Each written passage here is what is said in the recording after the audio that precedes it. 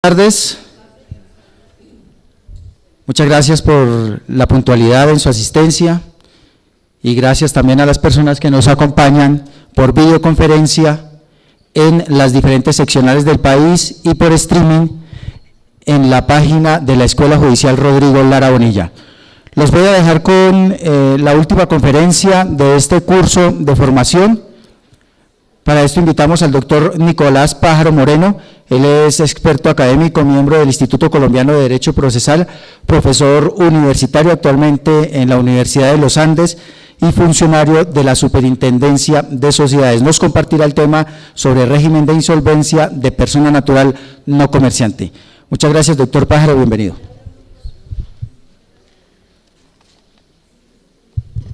Muchas gracias a todos. Antes que nada quiero agradecer a la Escuela Judicial por haberme hecho la invitación para estar con ustedes el día de hoy y también envío un saludo a quienes están observando la conferencia por vía streaming. Yo sé que un viernes a esta hora no es una hora muy agradable, un día muy agradable, una hora muy animada para escuchar hablar sobre el régimen de insolvencia de la persona natural no comerciante. Sin embargo, pues trataré de hacer un esfuerzo para suscitarles interés en una materia que en realidad es bien importante y que vamos a ver cómo en la medida en que se implemente correctamente, y ustedes en buena medida van a ser los encargados de esa implementación, esta herramienta va a ser una cuestión sumamente útil y sumamente innovadora para efectos de atacar algunas cuestiones que van un poco más allá de lo estrictamente jurídico y llegan a asuntos mucho más económicos, mucho más macro. Lo primero que me gustaría tratar de responder el día de hoy en esta charla es el por qué. ¿Por qué un régimen de insolvencia de la persona natural no comerciante? ¿Y por qué en el Código General del Proceso?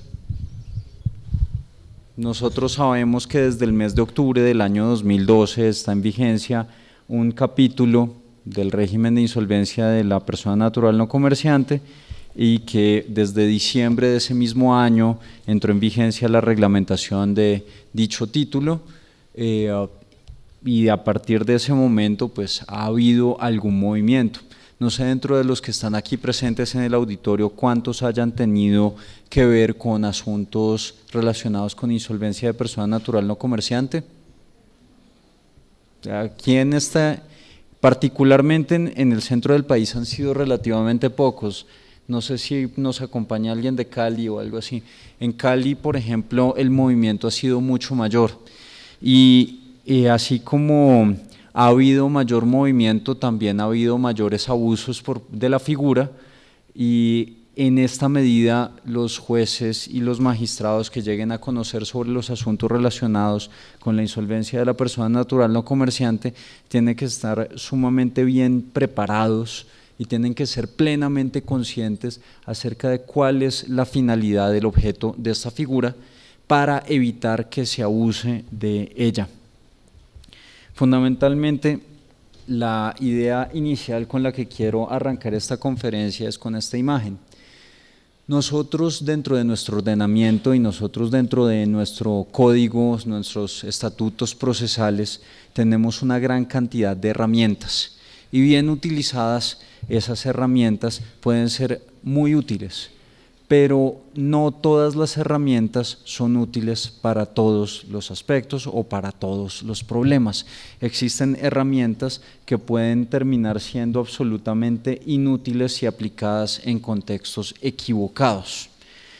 Y el contexto al cual nos vamos a referir para poder comprender el tema de la insolvencia de la persona natural no comerciante es la crisis del deudor. Nosotros estamos acostumbrados a tener dentro de nuestros despachos judiciales una gran cantidad de procesos de carácter ejecutivo.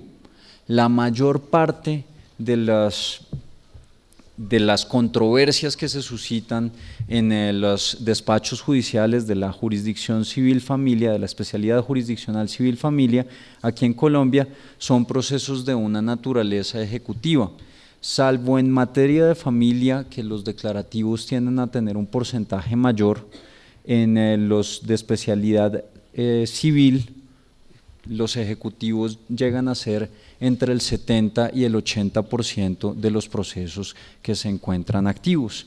Y el ejecutivo, a pesar de que es una herramienta útil para la defensa del derecho de crédito, es una herramienta que puede resultar bastante desproporcionada cuando nosotros nos enfrentamos a una situación de crisis. Y les voy a explicar más o menos por qué. Este es el escenario en el que tradicionalmente nosotros nos movemos, la relación obligatoria, y todos sabemos que las obligaciones, que son la base de nuestro derecho civil por lo menos, consisten en relaciones jurídicas. Una obligación es una relación jurídica entre un acreedor y un deudor alrededor de una prestación, que puede ser de dar, hacer o no hacer. En caso de que el deudor incumpla, el acreedor tiene un derecho, el derecho fundamental de hacer efectivo su crédito. No estoy hablando de un derecho fundamental en el sentido de derechos constitucionales fundamentales, sino un derecho básico de la relación obligatoria. El derecho a ejecutar, el derecho de ejecución individual de su crédito. Y el deudor, por su parte, está obligado a cumplir con la prestación a la cual se comprometió. Sin embargo, pues en la vida real, esto es una esquematización, una simplificación demasiado básica. La verdad es que ninguna de nuestras relaciones es así. Usualmente, todos nosotros nos encontramos en un entramado mucho más complejo, en el que nosotros no solamente tenemos un acreedor, sino tenemos muchos acreedores. Pensemos en la situación de cada uno de nosotros, y cada uno de nosotros va a tener por lo menos una gran cantidad de acreedores, entre la administración, la pensión del colegio, la hipoteca de la casa, entre las matrículas de las universidades, quienes tienen hijos ya mayores, los servicios públicos, el internet, que ya creo que hace parte de la canasta familiar, todavía se habla de la canasta familiar, y todas esas situaciones llevan a que nosotros no nos encontremos nunca frente a frente con un único acreedor, sino que siempre estemos pendientes de satisfacer una gran cantidad de obligaciones a favor de una gran cantidad de acreedores. Al mismo tiempo, el entramado se nos vuelve mucho más complejo porque cada uno de esos acreedores es a su turno deudor de otros acreedores, y esto es normal en una economía como la nuestra. Incluso nosotros somos acreedores, nosotros como deudores del sistema financiero, deudores de los servicios públicos, deudores de la universidad, deudores del colegio, deudores de la administración, también somos acreedores. Somos acreedores del sistema financiero, por ejemplo, cuando nosotros tenemos cuentas bancarias, en el cual nosotros tenemos un derecho de crédito, de reclamar nuestros depósitos a la orden, de acuerdo con las reglas que están establecidas en el Código de Comercio. Somos acreedores de nuestros empleadores por nuestros salarios, y así sucesivamente. Entonces, en realidad, incluso nosotros mismos somos un ejemplo de qué tan complejo termina siendo el sistema, y el entramado se vuelve muchísimo más complejo. ¿Qué puede suceder cuando el entramado es muy complejo y tenemos una herramienta básica como el ejecutivo? Que la lógica del ejecutivo es una lógica muy básica. Nosotros tenemos el patrimonio del deudor, 2488 del Código Civil, en el cual dice que el patrimonio del deudor es el que responde por sus obligaciones. Y el proceso ejecutivo es la herramienta típica, la herramienta básica para hacer efectivo ese derecho. Y en el proceso ejecutivo lo que se busca es realizar esos bienes que conforman el patrimonio del deudor y pagar con ello las obligaciones que se están reclamando. Es bastante frecuente que cuando un deudor se encuentra en crisis, lo que se logre recuperar del proceso ejecutivo no sea suficiente para pagar todas las obligaciones. El proceso ejecutivo no termina, todos lo sabemos, con la sentencia que ordena seguir adelante con la ejecución, ni con el auto, mucho menos con el auto que ordena seguir adelante con la ejecución, sino que termina con el pago. Y el pago es el cumplimiento exacto de la prestación debida. Si el proceso ejecutivo no termina sino con el pago, mientras no haya pago, vamos a seguir teniendo proceso ejecutivo. Si no había bienes suficientes para pagar la obligación ahora, menos va a haber bienes suficientes más adelante. Y sin embargo, el crédito va a seguir creciendo porque vamos a seguir generando intereses sobre la obligación reclamada.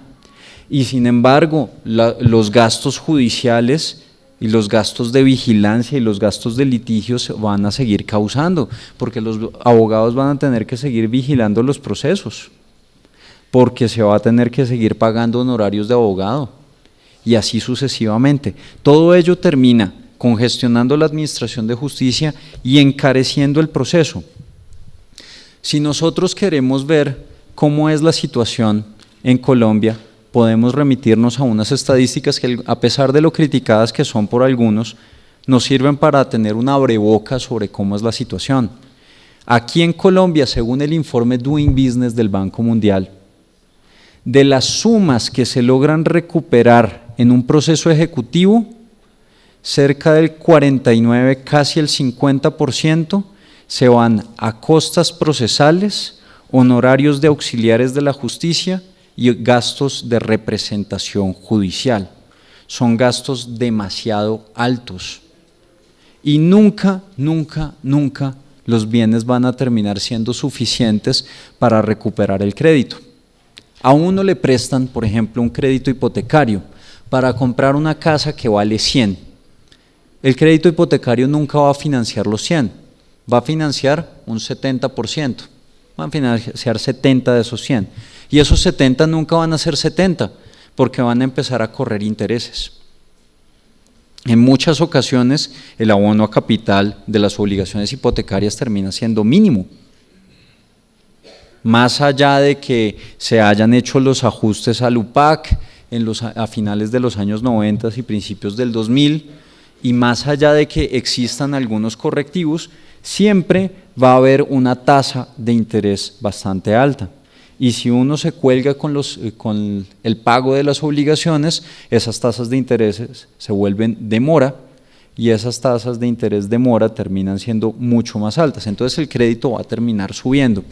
Y además, el bien ni siquiera nos va a valer 100 dentro del proceso ejecutivo, porque como todos sabemos, existe un precio base de postura que antes incluso llegaba hasta el 40, ahora llega hasta el 70 desde el año 2003 solamente. Y no es el 70 del valor comercial, sino del avalúo que se haga a veces en un dictamen pericial que se hace dentro de un proceso ejecutivo, en el cual, con todo el respeto que se merece la mayor parte de los auxiliares de la justicia, existen algunos que manipulan los valores de los avalúos sobre los bienes que se lleguen a tener. Entonces, tenemos un bien que nos valía 100 y nos va a valer 70, y un crédito que nos valía 70 y probablemente nos llegue a valer 100.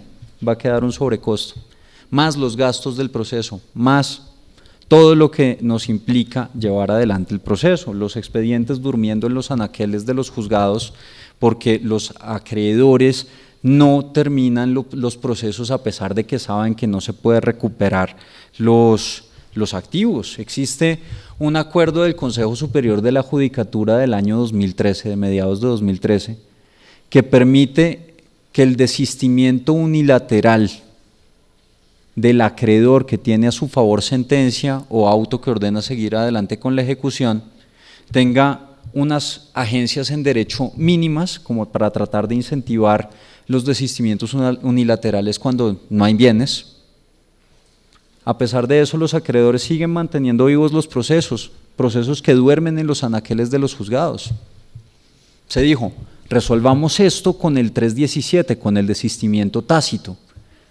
A alguien se le ocurrió que tenían que ser 2 años de inactividad después de la sentencia o del auto que se ordena seguir adelante con la ejecución. y que cualquier actuación de parte o de oficio termina moviendo el proceso. Entonces, un memorial que dice impulso procesal ya se considera suficiente para enervar esa causal de desistimiento tácito. Entonces, en realidad el proceso ejecutivo termina promoviendo que los ejecutivos sigan, que tengamos que seguir patinando los procesos, que tengamos que seguir congestionando la administración de justicia. Todo esto son escenarios que todos estamos acostumbrados a ver, y hay una cuestión que es todavía más grave, porque todo lo que les he hablado hasta el momento pues nos toca con nuestro día a día, pero quien está sujeto al proceso ejecutivo en realidad está en la picota pública, está siendo condenado por la sociedad. Porque una persona con un proceso ejecutivo a cargo, un proceso ejecutivo eterno, un Highlander dentro de los procesos ejecutivos, el inmortal, muchas gracias, ese deudor va a estar reportado en las bases de datos de deudores morosos. Muchas gracias. Muchas gracias. Y al estar reportado en las bases de datos, ¿quién le va a dar crédito? ¿Quién lo podrá ayudar? El chapulín colorado no existe. Entonces, ¿qué va a terminar haciendo ese sujeto? Claro, el acreedor está esperanzado en que todos los bienes, raíces, inmuebles, presentes y futuros, dice el 2488, responden por las obligaciones. Entonces esperemos a que haya algo nuevo que entre en el patrimonio del deudor para poder pagarme, y con base en eso no termino el proceso ejecutivo, y al no terminar el proceso ejecutivo, el deudor, ¿qué incentivo tiene para adquirir más bienes? Ningún incentivo. ¿Quién le va a dar crédito? Nadie.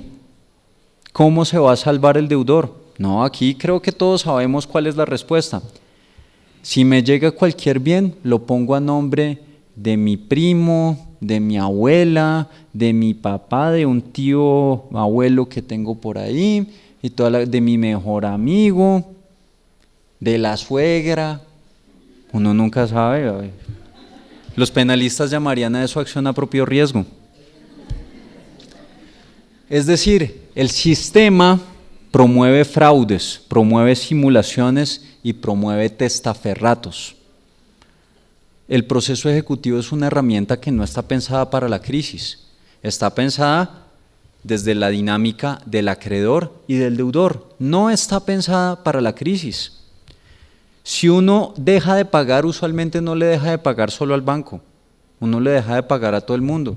De hecho, uno le deja de pagar a todo el mundo para poder pagarle al banco, porque el banco es el que tiene las herramientas de presión más fuertes.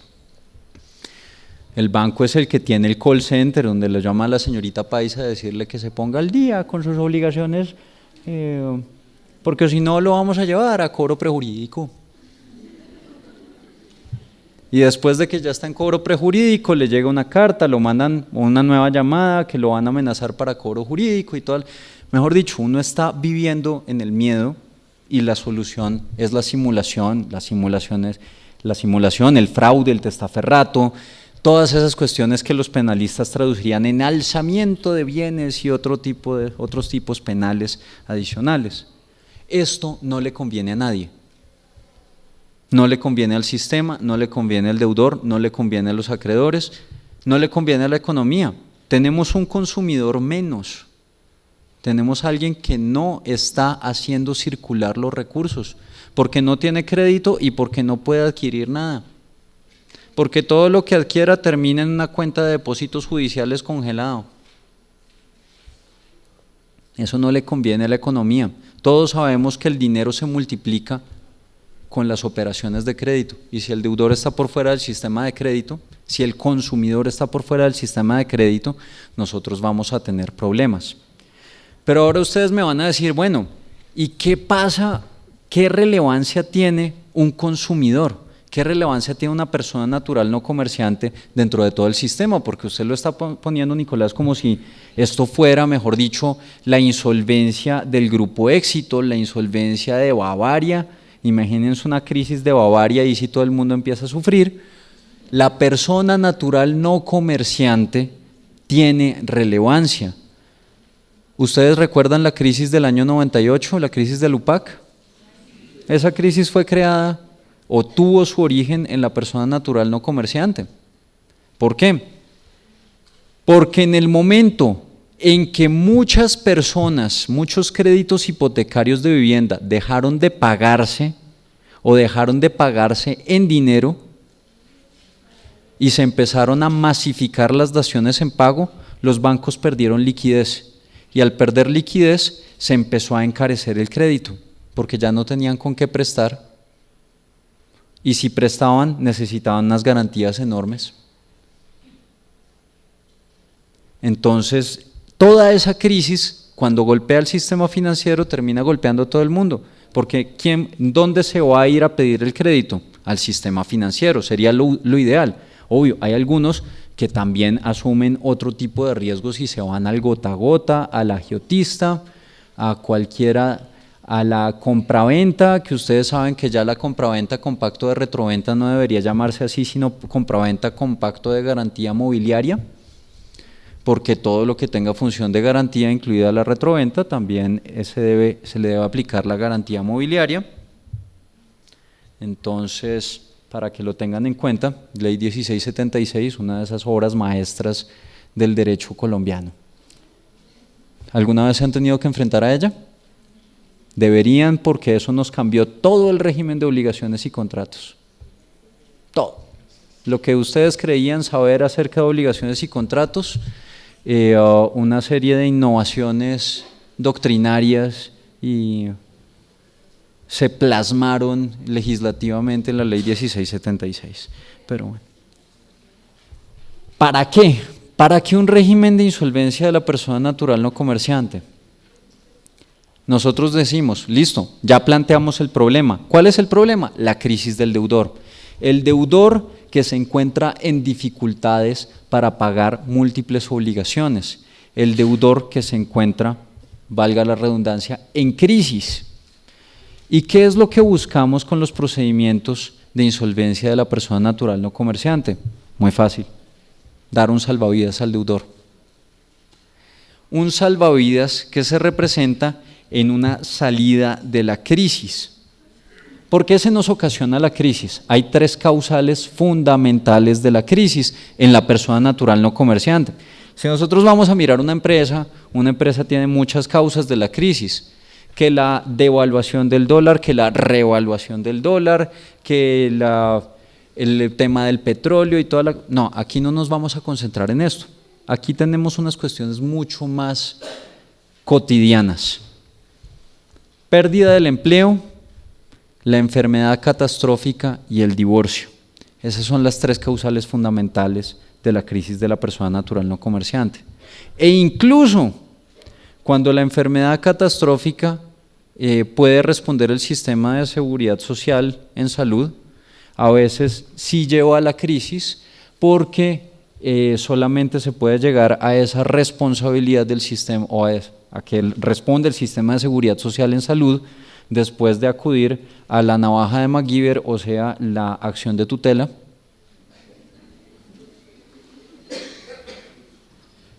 Y una acción de tutela muchas veces muy mal utilizada, porque como la Corte Constitucional dijo en algún momento que se podía repetir contra el FOSIGA, es decir, contra la plata de los pensionados, para las enfermedades, para los tratamientos y medicamentos no POS.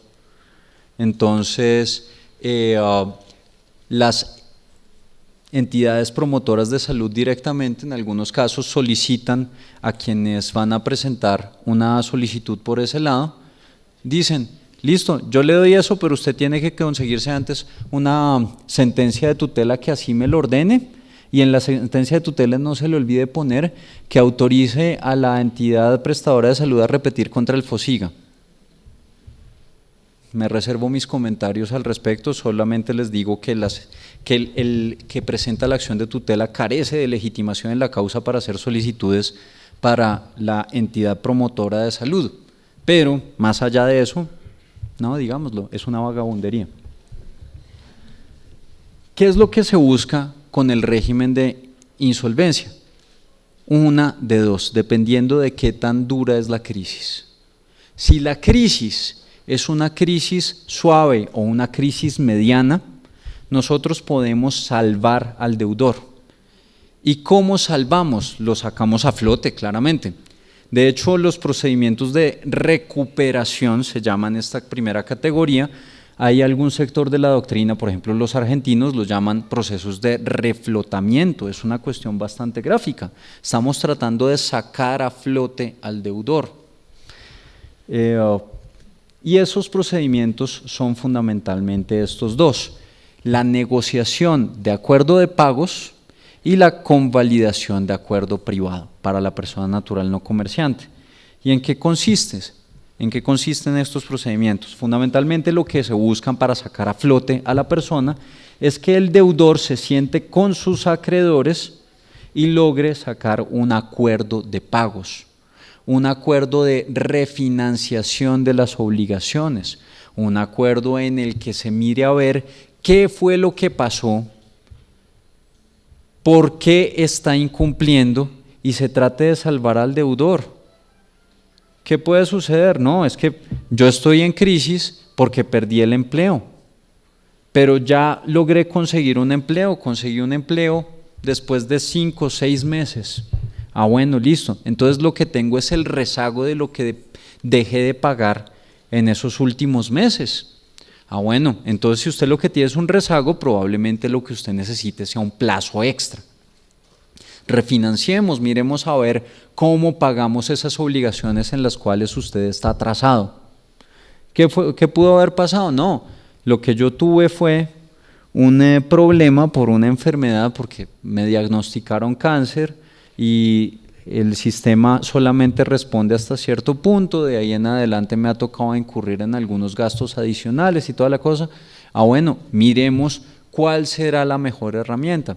No, lo que pasa es que yo tenía, pongamos un ejemplo de nuestra profesión, una oficina de abogados, y en esa oficina de abogados yo me dedicaba a ciertos casos y de repente pues mi cliente mayor se murió y todos los herederos se pelearon y me quitaron todos esos casos y hasta ahí llegué. Bueno, miremos a ver cómo hacemos frente a esa situación, pero cada caso es una situación atípica que tiene que mirarse con los acreedores. No siempre es una ampliación del plazo, a veces es, oiga, es que cuando pactamos estos negocios había unas ciertas condiciones del mercado, unas ciertas tasas de interés y en estos momentos ya no las hay.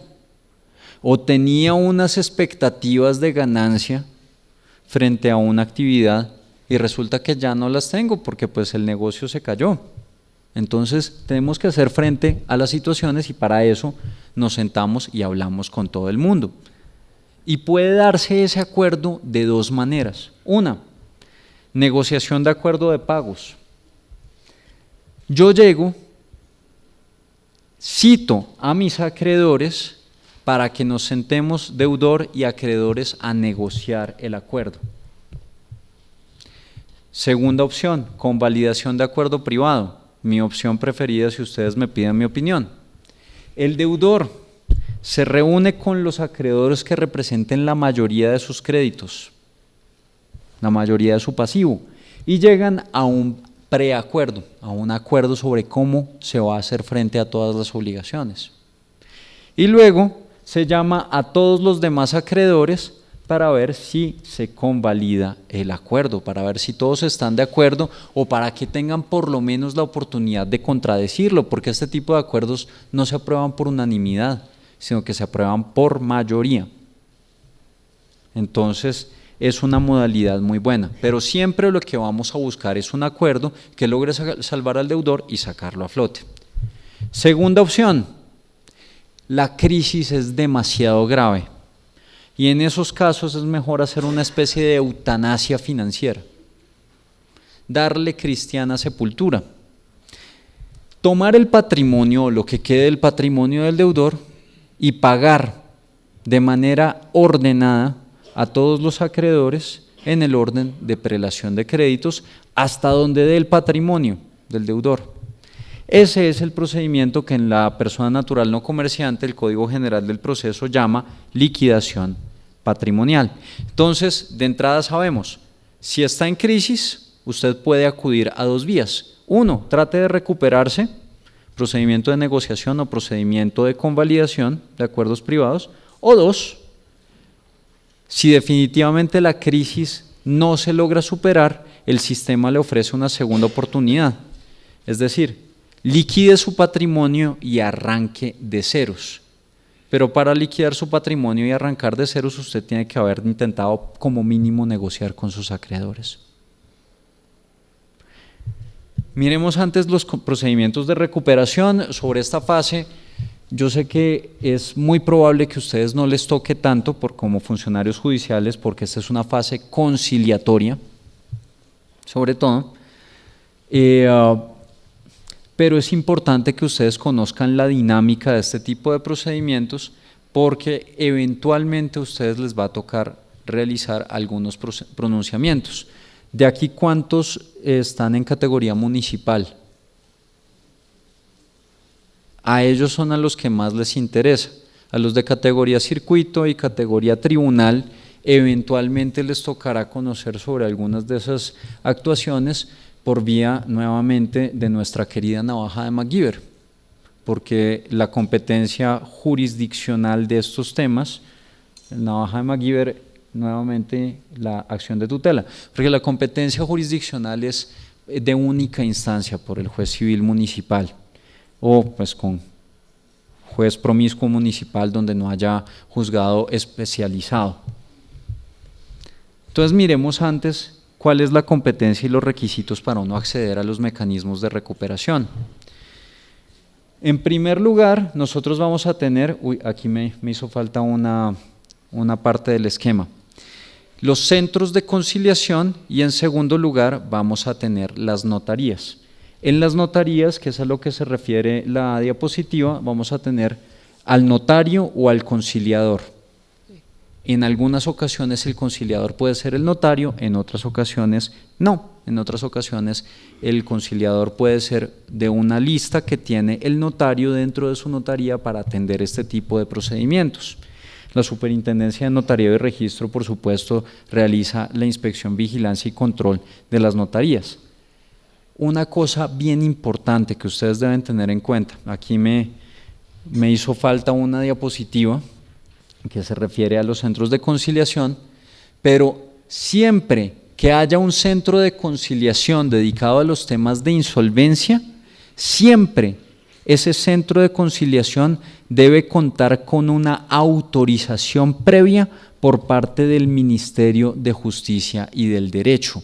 Si ustedes miran, creo que es el artículo 532 del Código General del Proceso, va a decir las notarías y los centros de conciliación previamente, que cuenten con autorización previa del Ministerio de Justicia y del Derecho. ¿Por qué se hace eso?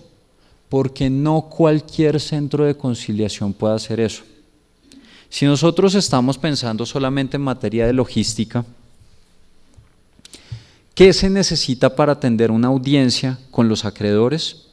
Es una audiencia compleja, no es una audiencia en que se va a sentar a dos partes, se va a sentar por lo menos a unas 10 partes, a unas 10 personas. Entonces necesitamos unos requisitos de infraestructura. Pero aparte de eso, necesitamos unos requisitos adicionales en cuanto a la formación y en cuanto a la gestión de los centros de conciliación, porque esto no es un trámite conciliatorio. Aquí lo que vamos a trabajar es algo mucho más complejo. Entonces, es importantísimo este tipo de cuestiones. Hay una ciudad en particular, y siempre me refiero al caso de esa ciudad en particular aquí en Colombia, que es Cali, donde debido a una promoción dudosa, de dudoso origen, de un abogado que todo el mundo conoce allá, pero lo trata como si fuera Lord Voldemort, el enemigo de Harry Potter, nadie dice el nombre. Todo el mundo dice, ya sabe quién, y yo sí, yo sé quién es, no se preocupe. Sí. Entonces, ese abogado le ha hecho una promoción indebida a la figura porque ha promovido la figura como un mecanismo para no pagar a los acreedores. Y entonces ha tomado algunos centros de conciliación, o se han popularizado, no se lo achaquemos a ese personaje que todos sabemos quién es, pero nadie menciona su nombre. Han surgido algunos centros de conciliación que carecen de autorización por parte del Ministerio de Justicia y del Derecho.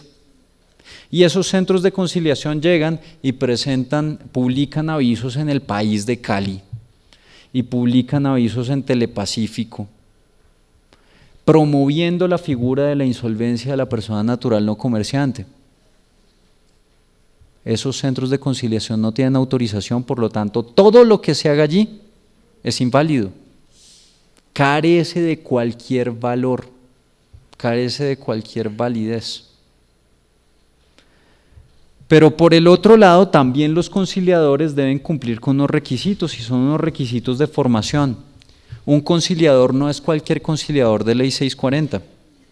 En la Ley 640 se trabaja la conciliación extrajudicial en derecho, y para eso se necesita ser, entre otras, un abogado. Para la conciliación en insolvencia no se necesita ser abogado. De hecho, cuando uno trabaja con muchas personas, a veces los abogados terminamos siendo más una piedra en el zapato que unos buenos negociadores. Si ustedes miran en insolvencia empresarial, ¿quiénes son los mejores negociadores? Los ingenieros, los economistas, los administradores de empresas, no necesariamente los abogados. Los abogados a veces somos los que nos colgamos, dejamos el alma colgada, como decía un personaje famoso aquí en Colombia, el alma colgada de un inciso. No, y a veces nosotros nos enranchamos en que no se puede y no se puede, no se puede. En cambio, para negociar uno en estos casos, uno tiene que buscar distintas salidas y mirar el problema no tanto desde la perspectiva de la norma jurídica, sino desde la perspectiva de cuál es la salida económica para el problema. Entonces, estos conciliadores necesitan una formación específica. No necesariamente tienen que ser abogados. De hecho, en el decreto 2677 de 2012, ustedes van a ver que, bueno, les voy a hablar del decreto 2677, entiéndanlo como parte del decreto 1074, no, se me olvidó el número ahorita, el decreto único reglamentario del sector justicia y del derecho, el 1074 es el de industria y comercio, del año 2015, ahora unificó todos los decretos reglamentarios con una numeración que es una delicia. El artículo creo que es el 2.2.1.4.2. algo de ese decreto único reglamentario, incorporó los artículos del decreto 2677 de 2012, y dentro de ello están todos los requisitos de cuál debe ser la autorización a los centros de conciliación y cuál debe ser la formación y el aval de las entidades que forman a los conciliadores en insolvencia. Entonces, siempre ustedes tienen que mirar esos dos aspectos. ¿El centro de conciliación estaba autorizado? Segundo, ¿el conciliador estaba formado por una entidad avalada? ¿Y cómo saben ustedes eso? Muy fácil, se meten a una página web del Ministerio de Justicia y del Derecho que se llama www.conciliacion.gov.co, y en esa página web les sale la lista de todas las entidades avaladas para formar conciliadores, de todos los conciliadores autorizados para insolvencia de persona natural no comerciante y de todos los centros de conciliación autorizados. Si no está allí, como si no estuvieran las páginas amarillas, no existen. No, ese es un comentario un poco antiguo, creo que ahorita ya uno debería decir como en Google o algo así. No, en la página web del Sistema de Información de la Conciliación, el Arbitraje y la Amigable Composición, que es conciliacion.gov.co. ¿Qué necesito yo para entrar en uno de estos regímenes de insolvencia de la persona natural no comerciante? Necesito, ya habíamos dicho, entrar en crisis. ¿Y cómo demuestro yo que estoy en crisis? Entonces, creo que hoy fue día de pago de quincena, entonces hoy mucha gente salió de la crisis, según el dicho popular. No nos referimos a esa crisis, nos referimos a una crisis mucho más estructural y la llamamos, de acuerdo con uno de sus síntomas, la cesación de pagos. ¿Qué ¿Qué quiere decir la cesación de pagos? Fundamentalmente, que uno haya incumplido 2 o más obligaciones a favor de 2 o más acreedores por más de 90 días. ¿Por qué 2 o más obligaciones? Porque si es una sola obligación, para eso está el proceso ejecutivo. O para eso está la conciliación de la ley 640, o para eso están los demás mecanismos ordinarios que nosotros tenemos, la transacción, la amigable composición, etcétera, etcétera.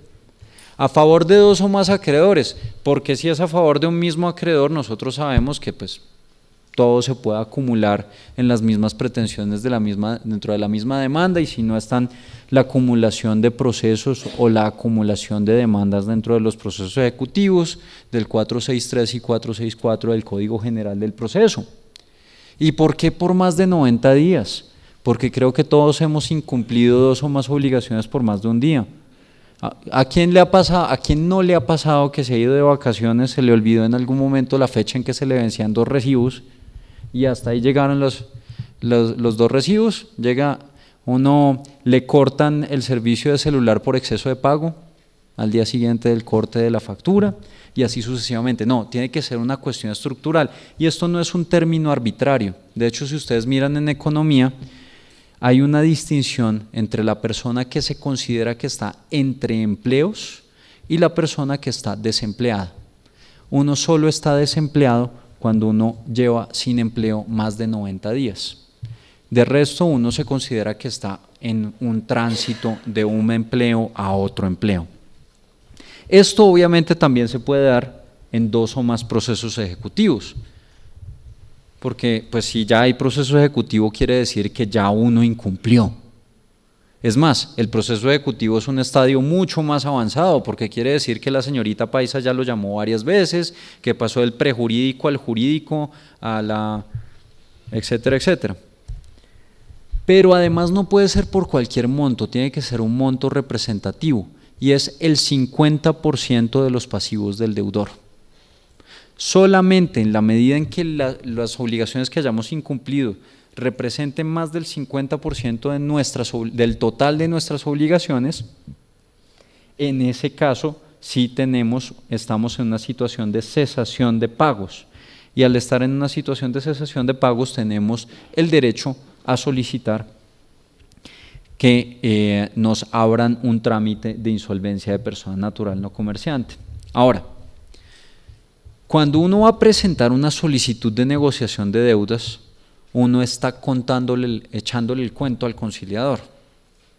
Uno está echándole el cuento al conciliador y a los acreedores que van a ser convocados. Y uno fundamentalmente lo que le dice es todo lo que necesita saber acerca de mi crisis. ¿Por qué estoy en crisis? No es lo mismo que yo esté en crisis porque me quedé sin empleo durante 3 meses, a que yo esté en crisis porque estoy enfermo de cáncer, a que yo estoy en crisis porque sufrí un accidente, a que yo estoy en crisis porque me divorcié y me condenaron a pagar alimentos congruos por ser el cónyuge culpable. Son situaciones muy distintas. Entonces, a cada una de esas situaciones se les responde de una manera distinta, y por eso es importantísimo que pongan lo que es la memoria de la crisis. ¿A quién le debo y cuánto? ¿Eso qué quiere decir? Una relación de acreedores. Y en la relación de acreedores nosotros tenemos que poner ¿quiénes son nuestros acreedores? ¿Cuánto le estamos debiendo por capital? ¿Cuánto les estamos debiendo por intereses? Y aparte de eso, importantísimo, ¿cómo los calificamos y graduamos? ¿Qué quiere decir calificación y graduación de créditos? Fundamentalmente, ¿en qué clase y grado del orden de prelación legal de créditos se encuentran nuestros acreedores? ¿Recuerdan la prelación de créditos? La prelación de créditos termina siendo sumamente importante. ¿Cuál es el primer grado de la primera clase de los créditos? ¿Quién dijo impuestos? ¿Quién dijo trabajadores? ¿Quién dijo pensionados? ¿Quién dijo alimentos? Bueno, son los créditos alimentarios a favor de los niños, o como diría ahorita en lenguaje incluyente, los niños y niñas. ¿Qué prefieren, los niños o los niños y niñas? Los niños y niñas, entonces me tocaría decir los niños y las niñas para hacer concordancia de género y número con los artículos, porque si no sería una cuestión bastante impropia, pero a mí no me gusta el lenguaje incluyente porque nadie habla así. Nadie habla así en la realidad. Uno nunca dice que los jueces y magistrados que están aquí presentes, los jueces y las juezas, los magistrados y las magistradas que están aquí presentes están contentos y contentas de estar escuchando al conferencista el día de hoy. No, uno no habla así, uno habla de los jueces y magistrados. O a veces no, se inventan unas cosas como poner la arroba en... Eso me parece que Cervantes se revuelca en la tumba cada vez que alguien pone una arroba en un texto. En el orden de prelación legal, entonces, primero los alimentos. ¿Por qué los alimentos? Por el artículo 44 constitucional, por la sentencia C022, se me olvidó el número de la sentencia, la de Jaime Araujo de Rentería del año 2002, que luego se plasmó en el Código de la Infancia y la Adolescencia, porque los derechos de los niños prevalecen sobre los derechos de los demás. En segundo lugar, ¿quiénes están? Antes de los laborales están los pensionados, porque los laborales por lo menos están en el mercado laboral, los pensionados ni siquiera. Ambos tienen en riesgo el mínimo vital, pero los pensionados lo tienen mucho más patente. Y ahí nosotros tenemos la sentencia de la flota mercante gran colombiana y otras sentencias del año 99 y siguientes de la Corte Constitucional. En tercer lugar sí están los laborales, y dentro de los laborales, ¿qué se cuenta? También la seguridad social. ¿Por qué? Entre otras, porque ahí hay bloque de constitucionalidad, convenio 95 de la OIT, además de las normas de la ley 50 del 90 y del Código Sustantivo del Trabajo. Y luego, ¿qué viene? Los fiscales. A mí me quedan mis dudas sobre los fiscales. Los impuestos me parece a mí que ya no están en la primera clase, gracias a la ley de garantías mobiliarias. Me parece que están en la quinta clase. El artículo 56 de la Ley de Garantías Mobiliarias, de la Ley 1676, dice que las obligaciones fiscales se protegerán como créditos garantizados, o como diría la ley, créditos garantizados con garantías mobiliarias. No, esa ley está mal redactada. En ocasiones dice acreedores garantizados con garantías mobiliarias, o acreedores o garantes de créditos garantizados con garantías mobiliarias. Es como la redundancia al cuadrado. Y dice, los créditos fiscales podrán protegerse como créditos con garantías mobiliarias, siempre y cuando se registren. ¿Qué quiere decir? Que se vuelven créditos de segunda, o sea, pasan de ser de primera a ser créditos de segunda. No, no tiene ninguna lógica eso. Si la ley dijo que pueden volverse créditos garantizados, es porque no lo son, porque no tienen una garantía ni especial ni general. Si no, no se admitiría la garantía especial de la garantía mobiliaria. Y si me dicen que es que las garantías mobiliarias están por fuera de la prelación de créditos, no, porque la prelación de créditos está en el Código Civil, como créditos prendarios están los de segunda clase, y la ley de garantías mobiliarias dice que todo lo que sea prenda se entenderá garantía mobiliaria, es decir, el 2497 del Código Civil se entiende que son los créditos con garantía mobiliaria. Entonces, a mí me quedan dudas sobre los fiscales. Todavía no se ha dicho mucho, todavía faltan desarrollos de la jurisprudencia, pero mi opinión académica es que los créditos fiscales desde febrero del año 2014 son créditos de quinta categoría y no de primera. En la segunda clase, ¿cuáles están? Los prendarios, entiéndase, garantías mobiliarias. En la tercera clase, ¿cuáles están? Los hipotecarios. En la cuarta, No. Los quirografarios son los que son de quinta. ¿A usted alguna vez le han peleado y le han dicho que eso es de quinta? Exactamente, como si fuera quirografario, no tiene ninguna clase de garantía de que usted va a salir de esa situación. Entonces, esa es la cuestión. Los de quinta son los que no tienen ninguna garantía ni general ni especial. Los de cuarta son los de los proveedores. Esa fue una reforma del régimen de insolvencia empresarial del año 2006. Y pues hay otro tipo, como los de los recaudadores sobre algunas, y otro tipo de cuestiones bastante decimonónicas que nadie aplica. Eso es como las normas sobre guarda y aposición de sellos.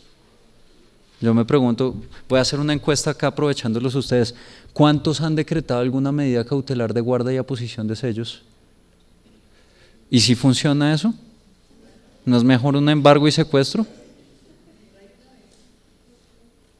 Porque para mí poner un sello me parece, pero pensé que no me iba a levantar la mano, pero no quedo desilusionado, la excepción que confirma la regla, me parece.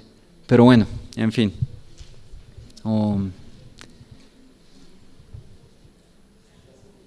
¿Qué tengo? ¿Y qué quiere decir qué tengo? Hacer una relación de los bienes míos. Y dentro de los bienes míos, ojo porque esto es bien importante y por aquí están generando confusión aquellos que quieren utilizar la figura para generar caos y para no pagar a los acreedores. Cuando digo ¿qué tengo? Son los bienes míos y si yo tengo una sociedad conyugal o sociedad patrimonial vigente, tengo que incluir los bienes de la sociedad conyugal o de la sociedad patrimonial vigente. Y si hay bienes propios de mi cónyuge o compañera permanente, también tengo que incluir cuáles son esos para excluirlos. Y si hay bienes que están afectos a vivienda familiar o que tienen patrimonio de familia inembargable, también me toca decir cuáles son esos. Y si están hipotecados a favor de alguno de aquellos que pueden hipotecarse, es decir, de aquellos bancos que hayan financiado o entidades que hayan financiado la construcción, adquisición, remodelación, subdivisión, remodelación de la vivienda, entonces también toca decir eso, porque todo eso nos está cambiando el panorama. Una cosa es llegar yo y decir, no es que mis bienes son estos, A, B y C, y otra cosa es decir, mis bienes son A, B y C, y aparte de eso yo tengo sociedad conyugal con fulanita, dentro de cuyos la sociedad conyugal existe D, E, F, G, H, I, J, pero dentro de esa sociedad conyugal, ese bien marcado con la letra J está afecto a vivienda familiar. Y aparte de eso hay un bien K que pertenece a mi cónyuge, es un bien propio. Entonces, es un panorama completamente distinto, con eso sabemos nosotros cómo movernos. ¿Y por qué es importante que ustedes sepan esto? Porque esto es de las cuestiones que se va a ir a los jueces, las objeciones. Entonces ustedes deben saber perfectamente cómo funciona el tema. ¿Qué han hecho en Cali? Y les hablo de Cali porque son todos los caleños los que me hablan de eso. Me dicen, no es que, vea, hay unos deudores que llegan y me presenta el deudor una solicitud por acá y la cónyuge, la compañera, me presenta la solicitud por acá. Y llegan y ponen solamente los bienes propios y empiezan, o me relacionan los bienes de la sociedad conyugal, pero entonces empiezan a sobreponerse los dos trámites conciliatorios. ¿Y ahí qué hacemos? Y en Cali la cosa es caliente, la cosa es que si alguien objeta, pues han recibido llamadas bastante amenazantes, en donde pues la integridad de los acreedores que han objetado pues ha estado en peligro. Entonces pues es importante que se sepa bien cómo funciona el tema. Hay deudores de todo tipo, hay deudores de buena fe y deudores de mala fe. Lástima que haya los de mala fe, pero debemos estar preparados para ambos. ¿Qué propongo? ¿Y por qué qué propongo? Porque es mucho más fácil negociar sobre una propuesta concreta que negociar de ceros. ¿Alguno de ustedes le tocó o le ha tocado algún proceso concordatario de Código de Comercio, de Decreto 350, de Ley 222? En esos trámites, no, de 1116 sí hay una propuesta de negociación, una propuesta de acuerdo en la solicitud, pero sobre todo en los concordatos viejos, el deudor llegaba sin una propuesta, y la propuesta era: sentémonos a negociar. Y entonces, ¿cómo vamos a negociar? No, miremos a ver. Eso es casi como los planes que surgen de un acuerdo casual entre personas. Hola, ¿cómo está? ¿Cuándo nos vemos? No, veámonos un día de estos, sí, tomemos un café o algo así. ¿Y en qué quedaron? No, en que nos íbamos a ver uno de estos días a tomarnos un café. Muy bien. Ese es mi ejemplo en clase de obligaciones para decirles que ahí no hay oferta, porque no basta un simple sí para aceptar. Entonces es la misma cuestión. Uno tiene que hacer una propuesta, porque es mucho más fácil negociar sobre esto. Si uno dice: ¿por qué no nos vemos el jueves a las 2 de la tarde? O el viernes a las 3:30, a las 4 de la tarde, cuando Nicolás Pájaro deje de echar el globo sobre la insolvencia. Entonces ahí hay una cosa concreta. Entonces ustedes pueden decir sí o no. Y si dicen no, entonces ustedes van a estar obligados a hacer una contrapropuesta concreta. Pero si vamos a echar globos en una mesa, es muy probable que eso se extienda per omnia secula seculorum, como dirían los abuelitos. Entonces, el deudor llega con su solicitud, y en la solicitud lleva todos sus anexos, todos sus soportes. No se requiere contabilidad. ¿Por qué no se requiere contabilidad? No se requieren estados financieros, porque se trata de una persona natural no comerciante, y el no comerciante no se le aplica el artículo 19 del Código de Comercio, que dice que uno tiene que llevar contabilidad. No, eso es para las personas jurídicas y las personas comerciantes.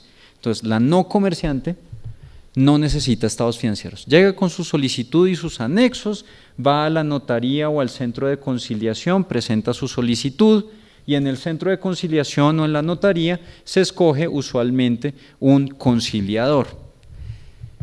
Ahí donde dice notaría o notario puede ser también un centro de conciliación. Y allí el conciliador tiene que aceptar el cargo. La aceptación es forzosa. Así como nos va a tocar, bueno, a mí no, porque soy servidor público, pero a todos los abogados que están por ahí sueltos, les va a tocar aceptar las designaciones como curador ad litem cuando entre a regir el artículo 48 del Código General del Proceso. La aceptación es forzosa. Y una vez llega el conciliador, ojo, esto es un conciliador en insolvencia, no es un conciliador de 640. Miren que estudia la solicitud. Y el conciliador puede inadmitir la solicitud. Eso no lo hace un conciliador de 640, por eso es un conciliador distinto, por eso necesita una formación distinta, por eso necesita estar formado por una entidad avalada. Y ustedes tienen que tener eso en cuenta. La puede inadmitir, y si no le subsana los requisitos que le dice, se la rechazan como si fuera una demanda, o puede admitir la solicitud. Y entonces, en esa solicitud de negociación de deudas, ¿qué es lo que va a estudiar? Los requisitos que dice la solicitud de negociación de deudas del Código General del Proceso. Esto no es una demanda. No vamos a verificar, los conciliadores o notarios no van a verificar los requisitos del artículo 82 del Código General del Proceso, 75 del Código de Procedimiento Civil. No se necesita. Una vez llegó un notario en una capacitación que yo estaba haciendo y me dijo orgulloso: vea, me llegó una solicitud y proyecté este escrito, ¿usted qué opina? Se inadmite la solicitud por incumplir con los siguientes requisitos del artículo 75 del... Usted no es juez, usted es conciliador, usted no está calificando una demanda, está calificando una solicitud. Ahora, se admite la solicitud, ¿y qué sucede? Desde que se acepta la solicitud se parte en dos la historia del deudor, antes y después, pre y post. Así suene redundante. todo lo que está antes, todas las obligaciones que existían antes, así no fueran exigibles, que existían antes de entrar de admitirse la solicitud, son obligaciones previas, son obligaciones y quedan afectas a la negociación de las deudas. Todo lo que sigue en adelante se denominan gastos de administración. ¿Y qué quiere decir gastos de administración? Son los gastos con los que tiene que cargar el deudor de ahí en adelante. ¿Qué dice el Código General? Señor deudor, vamos a negociar todo lo que usted tiene de aquí para atrás. Lo vamos a liberar, vamos a suspender eso mientras tanto. Usted no tiene que pagarlo ahorita, no se lo pueden exigir, no lo puede pagar. Todo lo que usted haga para pagar eso, tiene que hacerlo en los términos del acuerdo, y si lo hace por fuera del acuerdo es ineficaz del pleno derecho. Si lo hace antes de negociar el acuerdo es ineficaz de pleno derecho. Entonces, usted tiene que esperarse. Suspendamos eso, lo vamos a liberar de esa carga que lo tiene abrumado. Pero liberándolo de esa carga, usted tiene que ser capaz de correr con los gastos que surjan de aquí en adelante. Porque eso quiere decir que usted es viable, que lo podemos recuperar. Si no, no lo podemos recuperar y lo tenemos que mandar a liquidación. Y va a haber deudores en que va a decir, listo, liquidación, liquídeme, porque para eso está la descarga. No, la liquidación es la peor solución para el deudor y para los acreedores. Témanle a la liquidación. Digamos que es la mejor solución del peor remedio, tal como está en el Código General del Proceso, pero sigue siendo un mal remedio. Es como si ustedes llegan y dicen, listo, no, pues no me hagan los exámenes, no me hagan la colonoscopia, pásenme directo a la quimioterapia. No, miremos a ver antes que vea que usted solamente si usted no tiene salvación, entonces pague cumplidamente los gastos de administración. Si usted no paga cumplidamente los gastos de administración, se va a liquidación. Todo lo que está antes es lo que vamos a negociar. ¿Y cómo lo negociamos? El conciliador, una vez admite la solicitud, cita a todos los acreedores. ¿A dónde? A las direcciones de notificaciones que se pusieron en la solicitud, cuando relacionamos todos los acreedores que teníamos. Y va a citar también, cuando les lleguen a ustedes, va a oficiar a todos los jueces de la República donde haya procesos ejecutivos. ¿Para qué? Para que los remitan. Si a ustedes les llega una solicitud de un conciliador diciendo que remitan el proceso ejecutivo, ustedes tienen que remitirlo. Porque o si no, ustedes pierden jurisdicción para conocer de ese asunto en particular. Lo que ustedes conozcan a partir de ese momento en adelante es nulo, incluso bajo la causal del Código General del Proceso, porque ustedes perdieron competencia o jurisdicción para conocer de las reclamaciones de ejecución contra ese deudor específico. Los procesos declarativos los pueden seguir conociendo, los ejecutivos no. Tienen que remitir todo eso. Los acreedores concurren y se citan a una audiencia. Y en esa audiencia, ¿qué se va a hacer? Se va a negociar sobre la base de la propuesta que presentó el deudor. Pero entonces, antes de negociar sobre la propuesta, miremos la relación de acreencias. ¿Qué va a pasar? Aquí yo tengo unos acreedores calificados y graduados. Los tengo en tales clases y en tales grados, por tales montos, tanto de interés, tanto de capital. Tengo que estos son mis bienes, estos son mis inventarios y mis bienes valen tanto. ¿Qué puede suceder? Que algunos acreedores van a decir, no, no estoy de acuerdo con eso que usted tiene en su solicitud. ¿Por qué no están de acuerdo? Porque es que a mí me debe 100 y no 80 como me tiene relacionado. O por ejemplo, porque yo soy un acreedor de quinta clase y aquí se me inventaron un montón de obligaciones de segunda y de primera y de tercera clase que están por encima mío y que me van a hacer que los activos que queden al momento de pagarme vayan a ser insuficientes o que el riesgo de que no me paguen vaya a ser altísimo. Entonces yo puedo objetar eso. O yo soy un acreedor de segunda y me calificaron como de quinta. O yo soy un acreedor de primera y me calificaron como de quinta. Entonces, en esos casos, pueden presentar objeciones. O esos bienes que están ahí son bienes a los cuales yo aspiro,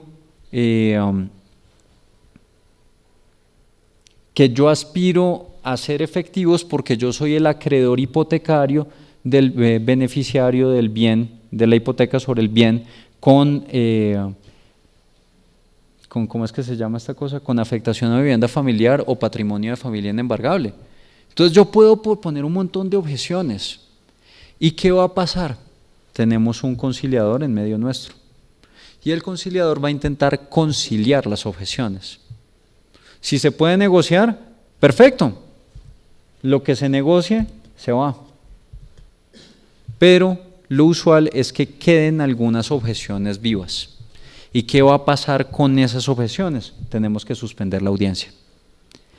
Y en esa misma suspensión de la audiencia, miren lo que dice el Código General del Proceso. No vamos a decir suspendemos indefinidamente la audiencia. Digo, suspendo la audiencia y en principio la vamos a reanudar al 10º día siguiente. ¿Por qué al 10º día siguiente? Porque después de la suspensión de la audiencia, van a ver, aquí está, tiene cada acreedor objetante 5 días para sustentar la objeción, por escrito ante el conciliador. El conciliador tiene 5 días para correr traslado de esas objeciones. Es decir, para que los demás acreedores y el deudor descorran el traslado dentro de nuestra jerga iuris. Ahí van 10 días. ¿Qué puede suceder? Que dentro de los 5 primeros días el acreedor no haya sustentado la objeción. ¿Qué pasa ahí? Se declara desierto. ¿Tenemos que convocar audiencia? No, porque la audiencia ya está convocada. Y si presentaron objeciones y se corrió traslado, pues entonces ahí ya se sabe que no se va a seguir con la audiencia, porque en ese caso el trámite pasa de ser conciliatorio a ser un trámite judicial. ¿Y cómo es el trámite judicial? Pero no todos al tiempo.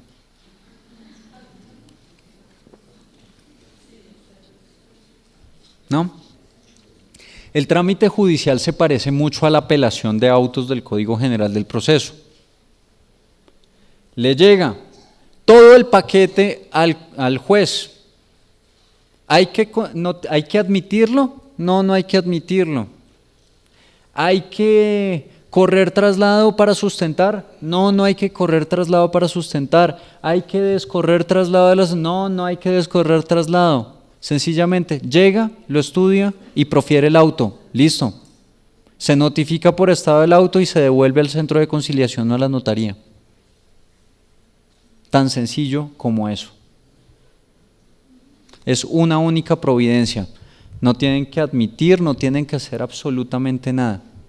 Solamente proferir una providencia como en la apelación de autos.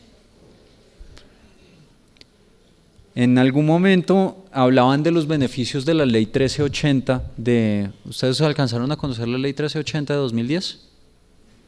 Era el antecedente inmediato del Código General del Proceso en este régimen. La ley 1380 era una ley famosa porque la había promovido Simón Gaviria, aprovechando un papayazo de la Corte Constitucional que dijo, aquí no hay régimen de insolvencia para la persona natural no comerciante, entonces Congreso regule sobre el tema. Llegó Simón Gaviria, presentó el proyecto de ley. No lo voy a criticar, él hizo bien la tarea, consultó a las personas que más sabían del tema. El problema es que consultó a demasiadas personas. Entonces lo que hizo fue lo mismo que hacemos en nuestra gastronomía típica, mezclar todo.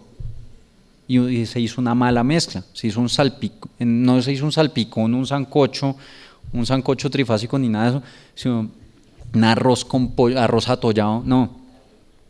Se hizo algo mal hecho porque se tomaron posturas muy distintas sobre los distintos temas. Y el régimen que había en la ley 1380, que era el antecedente inmediato de esto, que se cayó por inconstitucionalidad por vicios de forma, preveía un trámite conciliatorio con la posibilidad de suspenderlo para dar lugar a procesos verbales sumarios. Las objeciones en la ley 1380 eran un verbal sumario. Aquí no hay verbal sumario, aquí no hay demanda, no hay contestación, no hay notificación personal, no hay avisos, no hay emplazamientos, no hay nada de eso. Sencillamente llega todo ya contradicho y el juez decide en una única providencia. Entonces es un trámite muy, muy eficiente. Ese sí les va a tocar a ustedes.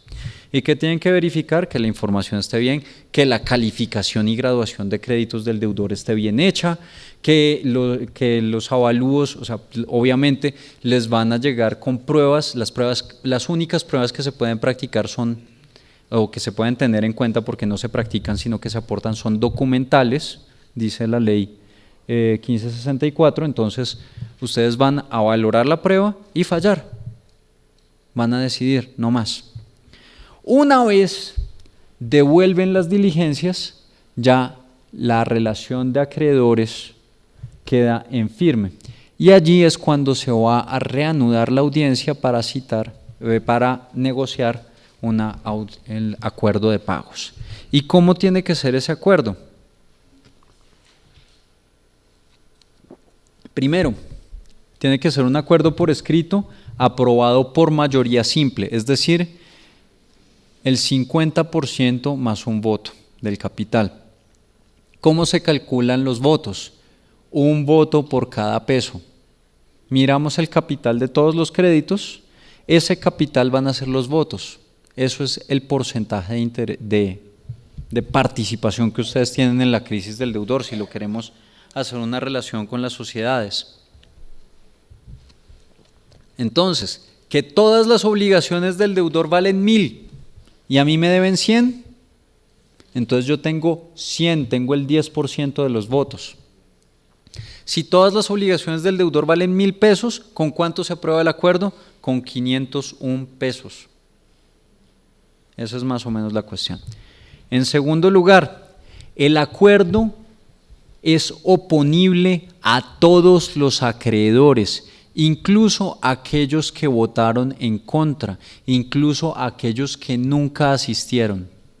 Es un contrato colectivo, así se llama la naturaleza contractual, contrato colectivo, como las actas de asamblea, también son contratos colectivos, que se aprueba por mayoría y que vincula incluso a los ausentes y disidentes.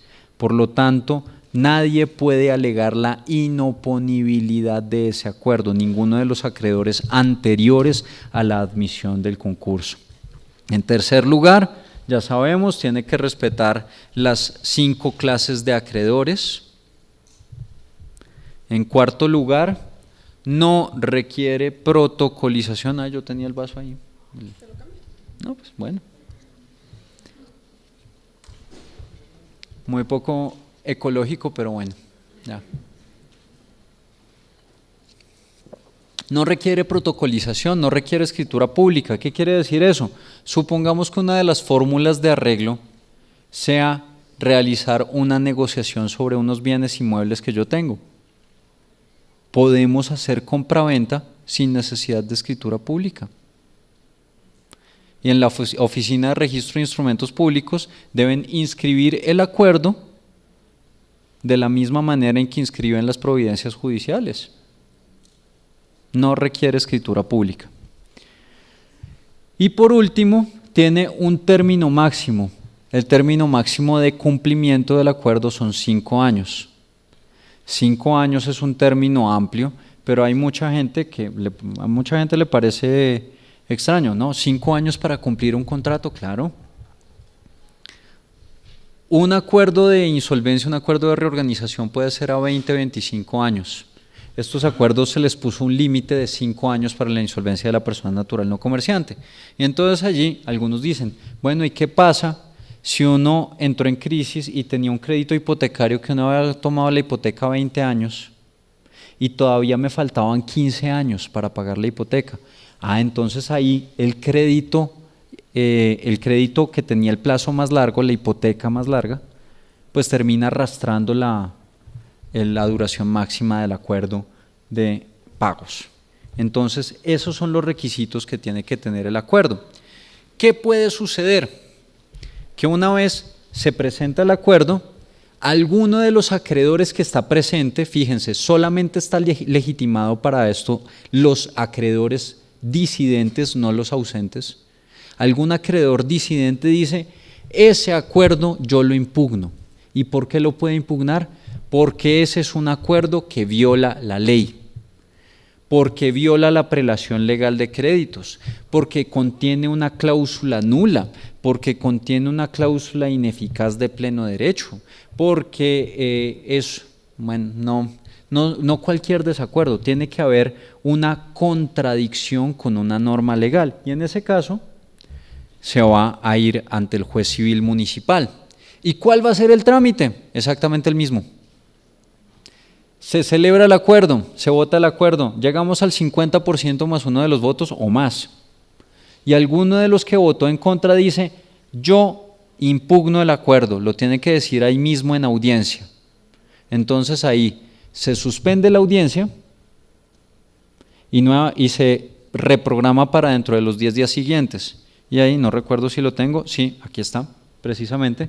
La impugnación, 5 días para sustentar la impugnación, 5 días para que los demás acreedores y el deudor se pronuncien sobre los argumentos, y de ahí todo el paquete que tenía el conciliador con toda esa impugnación y todo lo que ya el expediente que tenía en el centro de conciliación, lo manda al juez civil municipal para que el juez civil municipal nuevamente, sin necesidad, si ya había conocido a alguien sobre objeciones, tiene que ser el mismo juez civil municipal. Ahí la competencia se mantiene. Entonces, ese mismo juez va a llegar y va a decir en un solo auto si hay o no hay nulidad. Y aquí es importantísimo que tengan en cuenta una norma del código. Y dice, no me acuerdo del artículo exactamente, pero en el artículo de impugnación del acuerdo dice, en un parágrafo, que en la valoración del acuerdo o en el estudio del acuerdo, el juez va a tener en cuenta el principio de preservación del contrato. ¿Recuerdan cuál es ese principio? Que se prefiere la interpretación en la cual un negocio produce un efecto sobre aquella en la cual no produce ninguno. Allí ya lo recordaron. ¿Y qué quiere decir? Que si hay, eso está en el Código Civil, eso está en el artículo 1624, si no estoy mal, 1617 y siguientes, no me acuerdo, no en el 1624, sino antecitos. ¿Qué quiere decir eso? Fundamentalmente, que ustedes pueden hacer lo mismo que hace la Corte Constitucional cuando profiere los fallos de exequibilidad condicionada. Es decir, este acuerdo, si se interpreta de cierta forma, podría ser nulo, pero si se interpreta de esta forma, es válido. Y entonces, si yo considero que esta interpretación hace que el acuerdo sea válido, tiene que interpretarse, tiene que entenderse y aplicarse así. Y el juez en esa providencia va a decir cuál es la interpretación que se le tiene que dar al acuerdo de pagos. Pero si hay una interpretación en la que es inválido, dice, no puede interpretarse así. Ahora, si el acuerdo no tiene salvación, si el acuerdo definitivamente es nulo, el juez no va a declarar la nulidad. El juez va a decir, esto es nulo. Devuelva todas las diligencias al centro de conciliación. Nosotros no vamos a aplicar el 1746 del Código Civil, no vamos a ordenar restituciones mutuas, no vamos a seguir todas las indemnizaciones, no, nada de eso. Aquí lo que vamos a decir es, aquí yo advierto esta nulidad y esta nulidad no se puede salvar ni siquiera por vía de interpretación. Entonces, le devuelvo esto al centro de conciliación y conciliador, cite nuevamente a deudor y acreedores. ¿Para qué? para que los ponga en conocimiento sobre la existencia de esa causal de nulidad. Y si ellos reforman el acuerdo, modifican el acuerdo para salvar esa causal de nulidad, entonces el acuerdo surge a la vida, se vuelve válido y se vuelve vinculante. Y si no lo arreglan, no hay acuerdo. Fracasó la negociación y nos fuimos a liquidación patrimonial. Porque ¿qué pasaría si fuera nulo de una vez? ¿Nos iríamos a liquidación patrimonial? No, aquí el juez tiene que decirle, oiga, peligro, cuidado, como el corazón como la cabeza de Gilberto Santa Rosa. Peligro, cuidado, aquí hay una nulidad. Entonces, reformen esto o se van a liquidación patrimonial. Yo no los quiero mandar a liquidación patrimonial, entonces intenten eso. Si no llegaron a eso, nos vamos a liquidación patrimonial. Último punto, incumplimiento del acuerdo. Si alguien incumple, lo denuncia. Y si se denuncia un incumplimiento, se cita una nueva reunión. Y en esa reunión se va a mirar, ¿qué pasó? No, es que otra vez me quedé sin empleo. Bueno, entonces, ¿será que podemos cambiar las condiciones si usted cumple? Sí, cambiemos, hagamos esto. ¿Es válido? ¿Se aprueba? Listo, modificamos el acuerdo, seguimos adelante con la modificación. ¿Qué puede suceder? Los acreedores no están de acuerdo con que se haya incumplido, el deudor no está de acuerdo con que se haya incumplido, no tenemos un acuerdo sobre eso. Entonces, si hay un desacuerdo acerca de si se incumplió o no, o sea, si se cumplió o se incumplió el acuerdo, entonces tenemos nuevamente que irnos a donde el juez y el mismo procedimiento. Si no llegamos a un acuerdo, entonces se sustenta dentro de los 5 días, se descorre el traslado dentro de los 5 días siguientes y el juez profiere una providencia en donde dice, sí, se incumplió el acuerdo, entonces devuelve las diligencias al conciliador y el conciliador va a decir, bueno, ¿cómo vamos a resolver esto? ¿Será que salvamos el acuerdo o nos vamos a liquidación patrimonial? Y si salvan el acuerdo, bien, y si no, nos vamos a liquidación patrimonial. Hasta allí, la negociación de acuerdos. ¿Todo está más o menos claro? No se preocupen que ya faltan 20 para las 4, porque estamos bien. Lo importante es que llevemos ya con lo que tenemos, podemos seguir adelante. El segundo procedimiento es la convalidación del acuerdo privado. Y en este caso, ¿qué va a hacer el deudor? Se va a poner de acuerdo con los acreedores, no la mayoría de sus acreedores, sino los acreedores que representen la mayoría de sus créditos. Es decir, yo llego y digo, como deudor, si me presento a una negociación de acuerdos de pago, a una negociación de deudas, que diga, si me presento a una negociación de deudas, yo sé que yo podría negociar con fulano, sutano y mengano, pero con perencejo no, pero lograría un acuerdo con estos 3. Hagamos una ponderación, puedo citarlos a todos, lograr una negociación, sudarme la camiseta y lograr un acuerdo de pagos. Y finalmente sería aprobado. O puedo llegar y decir, lleguemos ya con el acuerdo hecho y citamos a los demás, citamos a estos con los que todavía no me he puesto de acuerdo, para que tengan la oportunidad de contradecirlo, es decir, de impugnar, de decir ese acuerdo es nulo, o mi crédito valía tanto, o cualquier otra situación que podía haberse presentado en una negociación de deudas. ¿En qué se diferencia esto?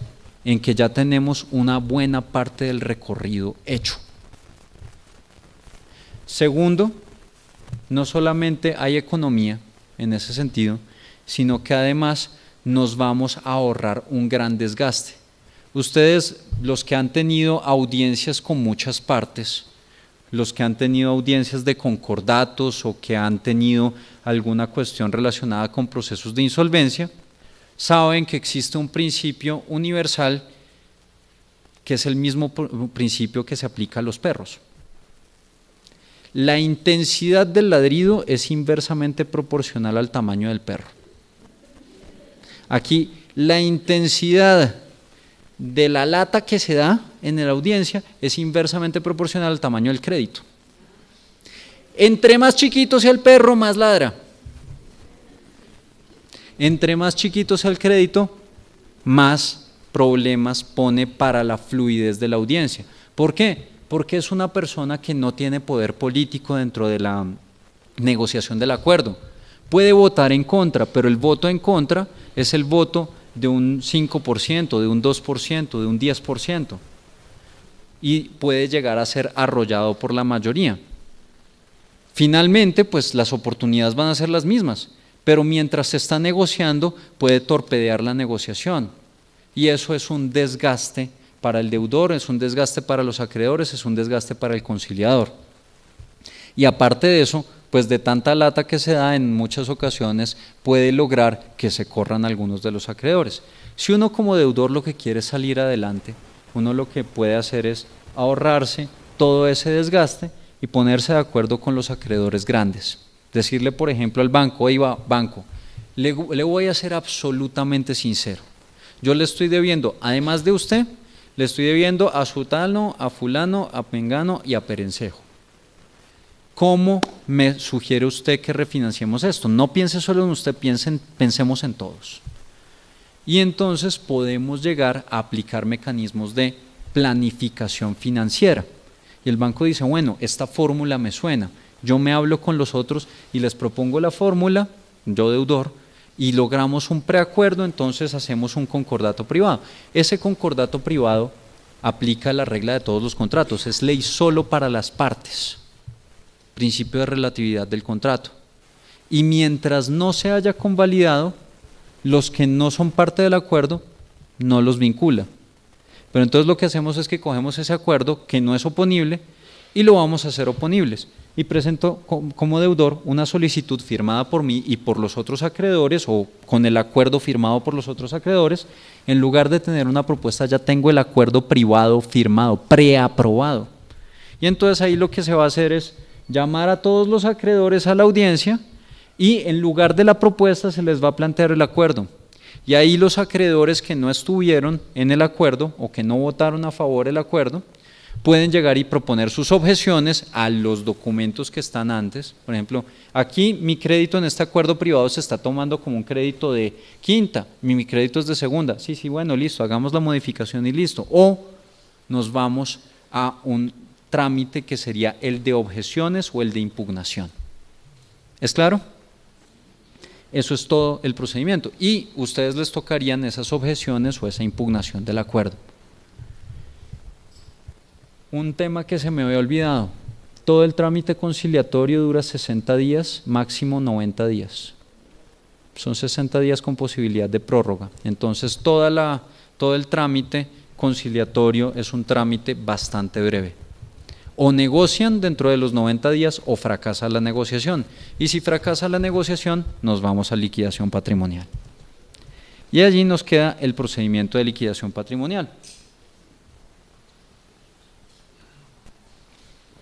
Y la naturaleza de este proceso es distinta, porque lo que vamos a hacer es a repartir el patrimonio y a pagar de manera coordinada y ordenada. ¿Cuáles son las causas de apertura? Fundamentalmente, que intentamos salvar al deudor y no pudimos. Nunca se puede acudir directamente a la liquidación judicial. Si ustedes les presentan una demanda de liquidación patrimonial, si ustedes le presentan una demanda de liquidación patrimonial, la tienen que rechazar. Porque únicamente puede llegarles la liquidación patrimonial desde el centro de conciliación o desde la notaría.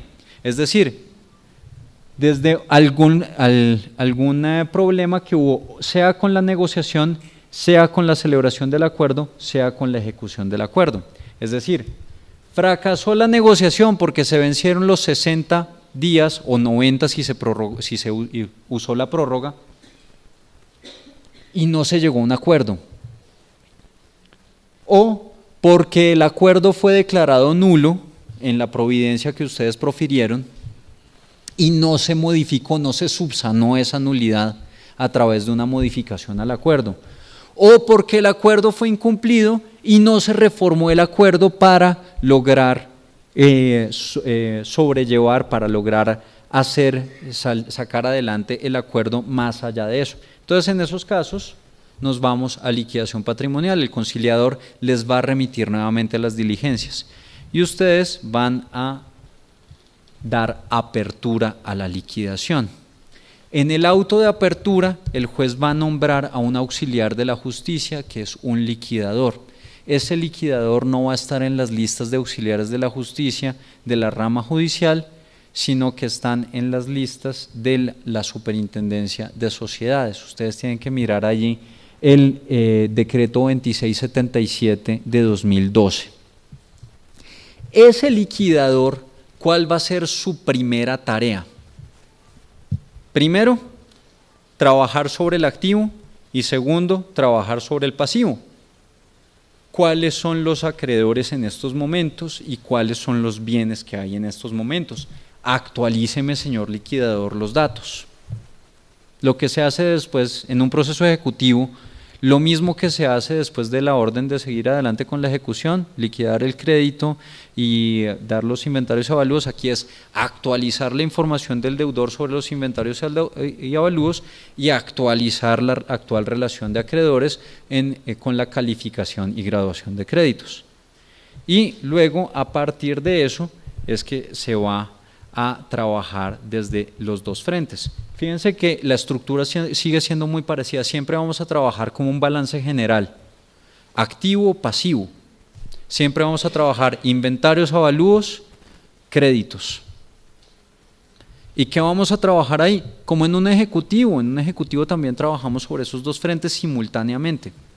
Vamos a tener una reconstitución del activo y con una fase de objeciones, y vamos a tener una remisión de obligaciones y procesos con una fase de objeciones también. Y esas dos fases son simultáneas. ¿Cómo se dan? En la apertura de liquidación ustedes tienen que ordenar la publicación de un aviso en prensa. A partir de la publicación de ese aviso en prensa se cuentan 20 días para que todos los acreedores que no estén relacionados en el proceso de recuperación presenten sus créditos. Y si presentan, una vez se vence ese término, se corre traslado de todos los créditos que existen por 5 días y luego se corre traslado de las objeciones a los créditos por 5 días más. Eso digamos que es toda la fase de contradicción de los créditos. Ahora vámonos a los inventarios. Con la apertura de la liquidación se designa un liquidador y el liquidador, además de publicar el aviso, tiene que actualizar los inventarios, para lo cual tiene 20 días. Una vez vencido eso, se corre traslado de esos inventarios por 10 días para que en una versión inicial del código decía, de este capítulo decía, para que propusieran objeciones. Luego alguien dijo, no, es que puede confundirse con las objeciones al dictamen pericial, entonces, y esas ya no existen, entonces pues se dijo observaciones a los inventarios, pero son objeciones en últimas, es una contradicción a los inventarios.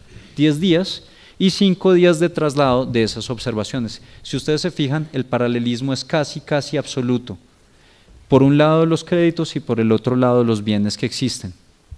Y todo esto va simultáneamente y una vez ya agotamos toda esta etapa de contradicción, entonces, ¿qué va a ocurrir? El juez va a proferir un auto. Acostúmbrense a utilizar este tipo de técnicas. En el mismo auto, en ejercicio del principio de contradicción, que en el Código General del Proceso la redacción del principio de contradicción fue bastante deficiente porque se restringió la oralidad. Aquí es un auto escrito en donde dice, tengo toda una serie de antecedentes, unas objeciones a los créditos, unas objeciones, observaciones a los inventarios y tengo que citar a una audiencia. Entonces, todo lo hago en ese mismo momento, en ese mismo auto. Y una vez cito a la audiencia, en esa audiencia, ¿qué voy a hacer? ¿Hay remate? No. No hay remate, no vamos a pagar con dinero, solamente si hay dinero en caja en el patrimonio del deudor. De resto, se va a adjudicar los bienes del patrimonio del deudor. ¿Cuáles bienes? Todos los bienes. ¿En qué orden? De los más líquidos a los menos líquidos. ¿Y en qué orden a los acreedores? De la primera a la última clase. Y las últimas obligaciones, si queda algún saldo, opera una figura que es importantísima y se llama la descarga. ¿En qué consiste la descarga o el descargue? También lo llaman. No sé si eso sea más como en un español paisa o algo así, como la patacona, la chocolata, el ficho, el descargue o la descarga.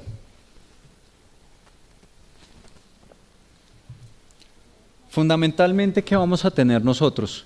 Pongamos que este sea nuestro balance y tenemos una serie de activos y una serie de pasivos.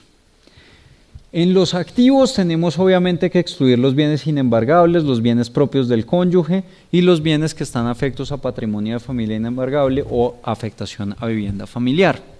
Entonces todos esos los vamos a excluir del patrimonio. Aquí obviamente está magnificado el problema por un tema gráfico. Pagamos a los de las primeras clases antes, a través de la adjudicación. La adjudicación no se hace por el 70%, se hace por el 100%. Si los bienes se evalúan por 100, entonces yo le doy este bien y se lo doy por el valor de 100 y le elimino su crédito, el capital de su crédito por 100. ¿Qué pasa con lo que sobra? Entonces ahí es donde el Código General del Proceso dice: los saldos insolutos que no se hayan podido pagar con la adjudicación mutarán en obligaciones naturales. ¿Y qué quiere decir eso? Recordemos, 1525 del Código Civil, obligaciones naturales son aquellas que no dan acción para reclamarlas, pero que si el deudor las paga se consideran bien pagadas, fundamentalmente eso. ¿Y por qué acudir a una figura que para algunos es vetusta y anticuada y decimonónica como el Código Civil? Porque es una figura que va a premiar al deudor de buena fe. ¿En qué consiste la cuestión? El deudor va a tener un antes y un después. Es como si tuviera su patrimonio, se hiciera un corte, al momento de la liquidación llega uno y paga todo lo que se tiene al momento de la apertura de la liquidación, todas las obligaciones que existían se pagan con todo lo que había en el patrimonio del deudor a ese momento. Y a partir de ahí en adelante el deudor entra en ceros. Pero entonces, ¿qué puede suceder con eso y por qué les digo que es importante eso? Primero, miremos las ventajas de la descarga de las obligaciones del deudor. A diferencia de los ejecutivos, si se acaban los bienes del patrimonio del deudor, hasta ahí llegó el proceso. No continuamos con el proceso. No vamos a estimular más fraudes, más simulaciones, más testaferratos. Vamos a aplicar lo mismo que sucede con las empresas. Una persona jurídica se liquida y hasta ahí llegó. Si no alcanzaron los bienes, no importa.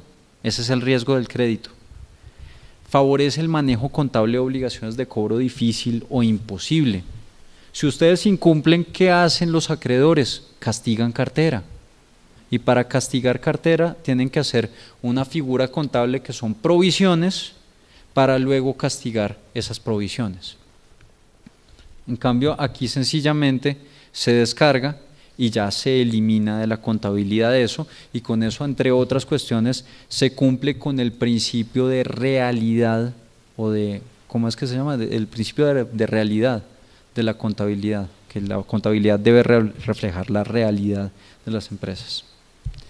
Estimula la rehabilitación del deudor y su reingreso al mercado, entonces con eso vamos a tener más consumidores. Evita el represamiento de procesos judiciales inactivos, cuestión con la que lidiamos todos los días, y promueve el otorgamiento responsable de créditos. Lo del represamiento de procesos judiciales creo que todos lo hemos vivido, no vamos a tener más ejecutivos durmiendo en los anaqueles, y vimos cómo es el procedimiento. En realidad es un procedimiento bastante breve, no tenemos un remate. Además, por más que nosotros tengamos los términos del 121 del Código General del Proceso, esos términos nunca juegan para la fase de ejecución. Entonces ahí es cuando se nos puede perpetuar el proceso ejecutivo.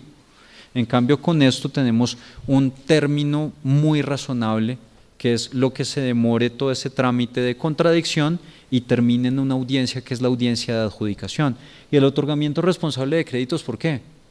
Porque ustedes seguramente como yo somos víctimas de las llamadas de otro call center con otra señorita paisa donde nos felicitan por el buen manejo de nuestros productos financieros y nos ofrecen, nos dicen que tenemos preaprobada un cupo en una tarjeta de crédito por 15 millones de pesos, por 50 millones de, no sé, que tenemos un crédito para libre inversión de yo no sé cuánto.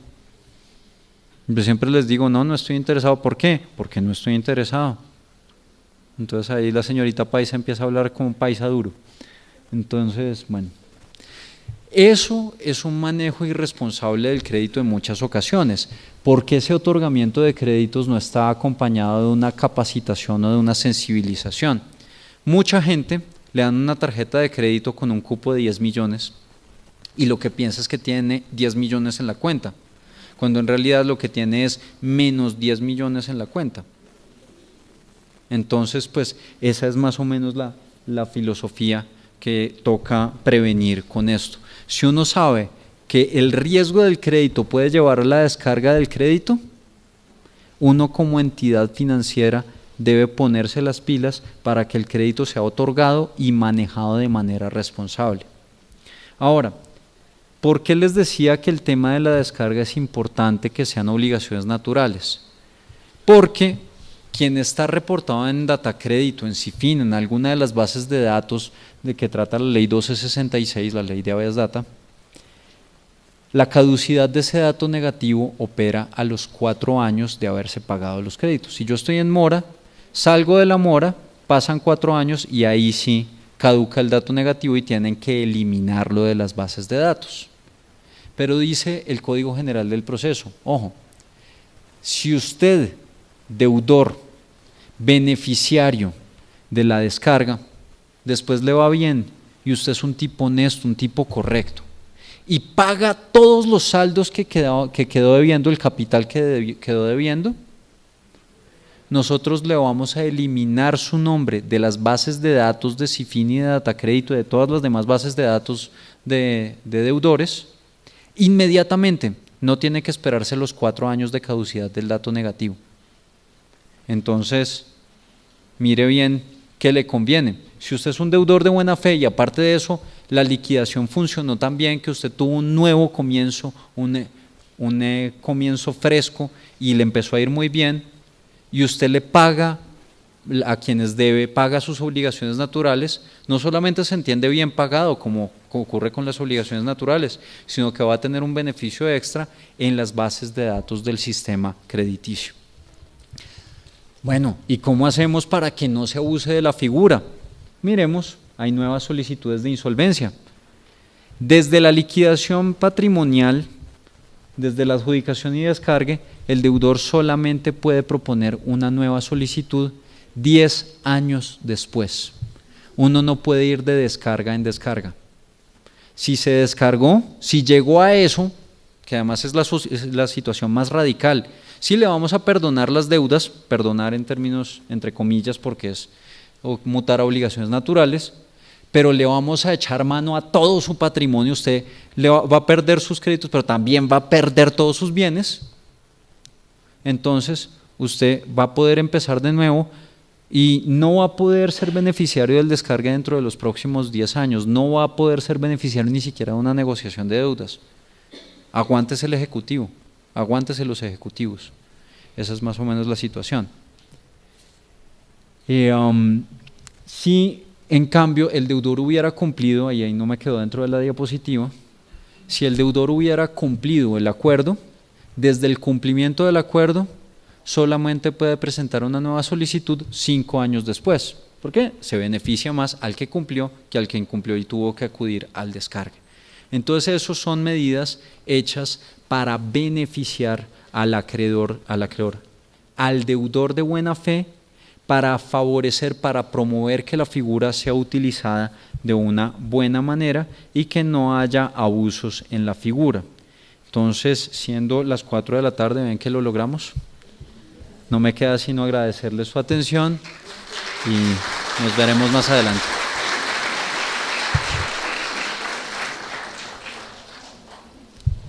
Muchas gracias al doctor Nicolás Pájaro y les agradecemos mucho a ustedes por su disciplina, por su asistencia, que estuvieron muy juiciosos hasta esta hora, a las personas que nos acompañaron por videoconferencia y por el streaming de la página de la rama. Muchas gracias.